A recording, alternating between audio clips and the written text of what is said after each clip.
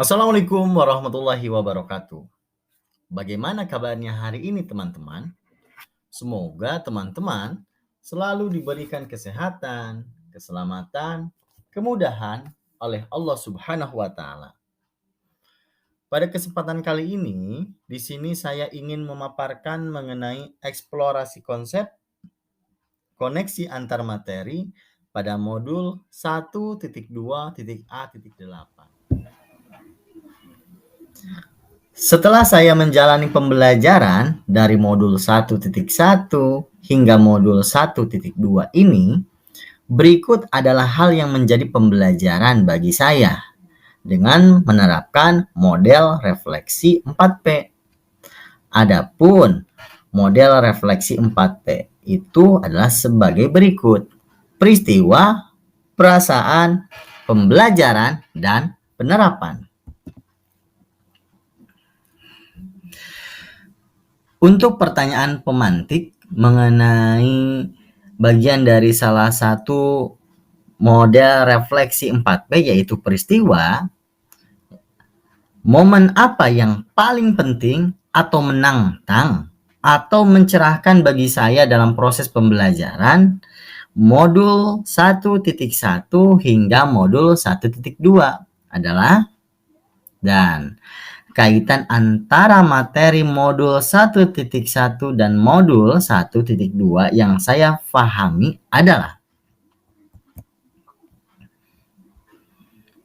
momen yang paling penting setelah saya mempelajari modul 1.1 mengenai filosofi pemikiran menurut Ki Hajar Dewantara, yaitu guru harusnya menerapkan pembelajaran yang bersifat student center dan menuntun, serta memberikan kemerdekaan belajar bagi peserta didik sesuai dengan kodratnya.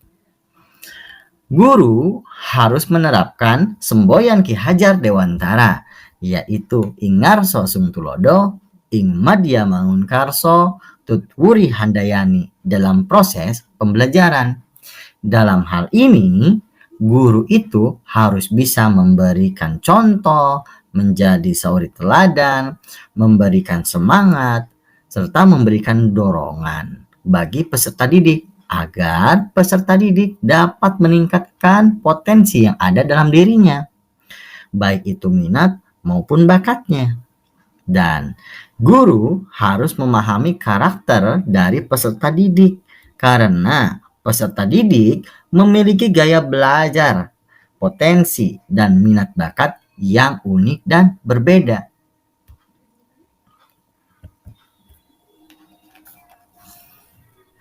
Momen yang paling penting setelah saya mempelajari modul 1.2 mengenai nilai dan peran guru penggerak yaitu saya mempelajari trapesium usia yang telah saya lalui, mencari kegiatan positif dan negatif yang pernah dialami, dan itu menjadi sesuatu yang dapat mempengaruhi saya di masa sekarang dan yang akan datang.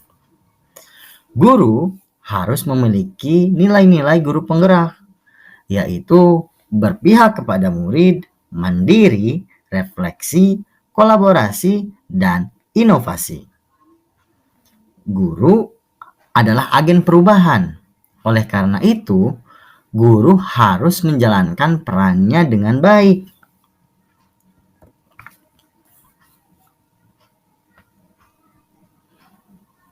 Adapun kaitan antara modul 1.1 dan modul 1.2 yang saya pahami adalah untuk mewujudkan penerapan dari filosofi pemikiran Ki Hajar Dewantara, yaitu pembelajaran yang memerdekakan murid dan menjadi teladan dalam menerapkan filosofi profil pelajar Pancasila.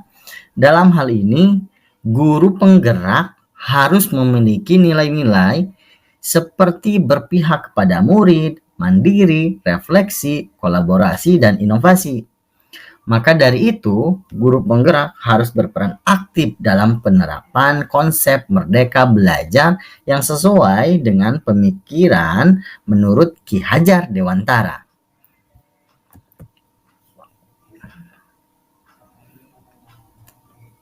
Perasaan. Saat momen itu terjadi, Saya merasa seperti bagaikan, adapun perasaan yang saya alami saat itu, saya bagaikan pemandu wisata yang hanya menjelaskan, mengarahkan, dan menunjukkan sesuai keinginan saya tentang apa, di mana, kapan, siapa, mengapa, dan bagaimana. Tanpa terlebih dahulu kita bertanya tentang apa yang mereka butuhkan dan mereka cari.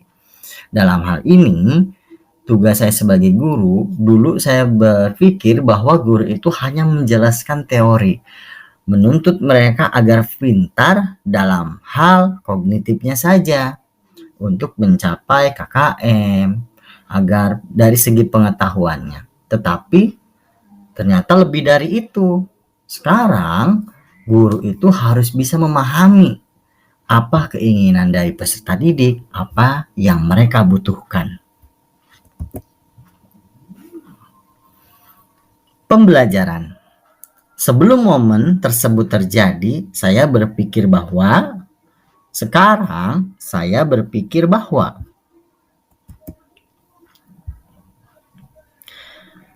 sebelum momen itu terjadi, saya berpikir bahwa guru belum mampu menciptakan merdeka belajar bagi peserta didik. Pembelajaran bersifat teacher center. Guru merupakan satu-satunya sumber informasi, sumber ilmu pada peserta didik.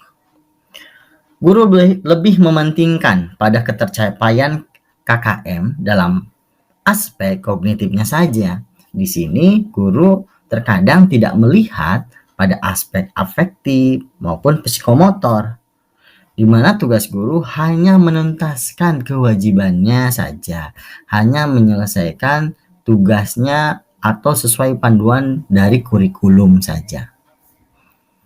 Ternyata setelah saya belajar, maka saya berpikir bahwa pembelajaran harusnya itu berpusat pada peserta didik atau student center.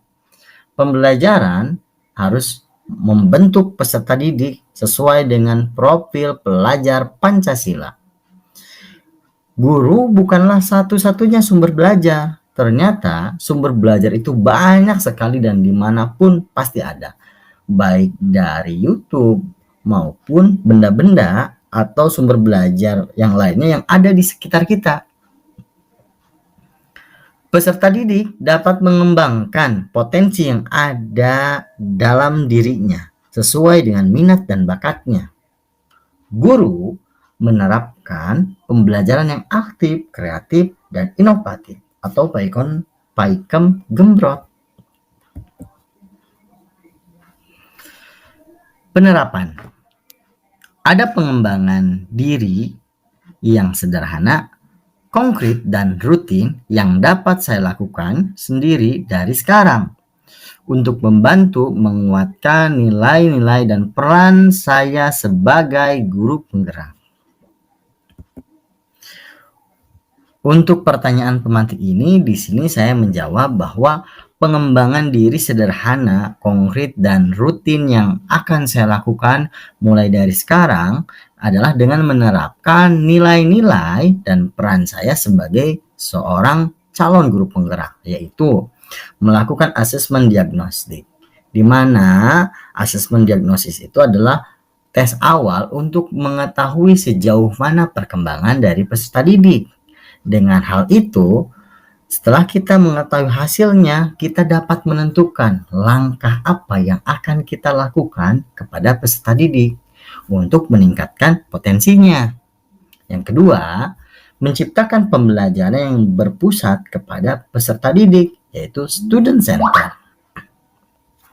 Yang ketiga adalah berkolaborasi dengan berbagai pihak seperti rekan sejawat, wali murid, peserta didik, dengan memberikan ruang diskusi yang positif agar tercapai tujuan dari pendidikan, yaitu menyelamatkan dan mensejahterakan yang setinggi-tingginya. Lalu melakukan refleksi pembelajaran yang nantinya akan dijadikan sebagai umpan balik untuk perbaikan pembelajaran berikutnya. Nah, dan yang terakhir adalah menciptakan pembelajaran secara berdiferensiasi yang sesuai dengan perkembangan zaman dengan menerapkan pembelajaran aktif, kreatif, inovatif, dan menyenangkan. Diharapkan dengan menerapkan ini, peserta didik dapat menggali potensi yang ada dalam dirinya, meningkatkan minat dan bakatnya, sehingga pembelajarannya pun yang kita berikan dari seorang guru itu jauh lebih bermakna kepada mereka. Mungkin itu saja yang bisa saya sampaikan. Kurang lebihnya mohon maaf. Wabillahi taufiq wal hidayah. Wassalamualaikum warahmatullahi wabarakatuh.